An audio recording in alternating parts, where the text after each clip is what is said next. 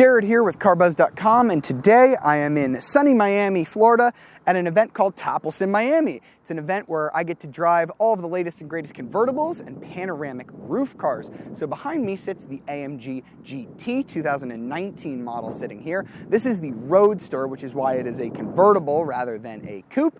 This is Mercedes-AMG's attempt to take down the Porsche 911. It is something that a lot of car companies want to do, but let's get this out on the road to see why the AMG GT is one of the best 911 competitors money can buy. All right, so now I'm in the AMG GT Roadster. This is the 2019 model. So the AMG GT is a separate AMG model. There's no regular Mercedes like underneath this car. It's only an AMG model. And Mercedes clearly wants to fight the 911 with this car. And there are a lot of people that want a piece of the Porsche 911. But I think that Mercedes has probably gotten the closest with this car. This is the Roadster version. You can also get a coupe, which has like a hatchback in the back, a little more trunk space. I'd maybe look at the coupe too, but this is really nice if you're driving somewhere nice like here in Florida. So the base price on the AMG GT Roadster is $124,700. That's gonna get you the 4-liter twin turbo V8. That's the same one you get in like the C-Class AMG, the E-Class AMG, the S-Class AMG. They all have this engine, although this one's going out through the rear wheels through a 7-speed dual clutch transmission, not Mercedes' 9-speed automatic. In its base trim, it produces 469 horsepower, which is the one that we're driving here. You can also get the GT C Roadster, which is a bit confusing. C does not stand for convertible, surprisingly. C just means the one above this. You're gonna have 0 to 60 in 3.9 seconds, which is quick enough. But if you get the C, it has 550 horsepower, 0 to 60 in just 3.6 seconds for $158,850.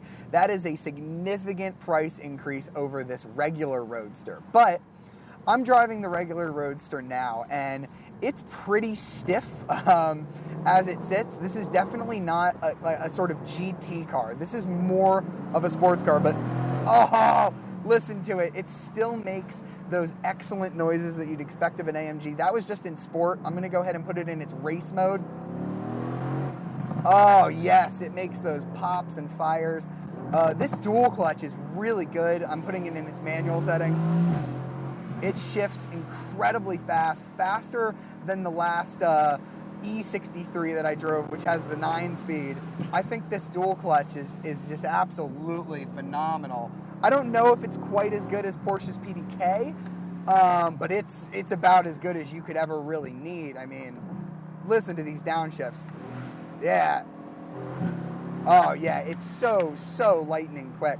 And once you're moving, the suspension sort of evens out. It's only at like slow speeds that it really feels super uncomfortable, but oh my God, it just any gear. And I think I take back what I said a moment ago about maybe wanting the coupe for, you know, stiffness and purity and all that, because holy crap, you can just hear the exhaust so well with these convertibles.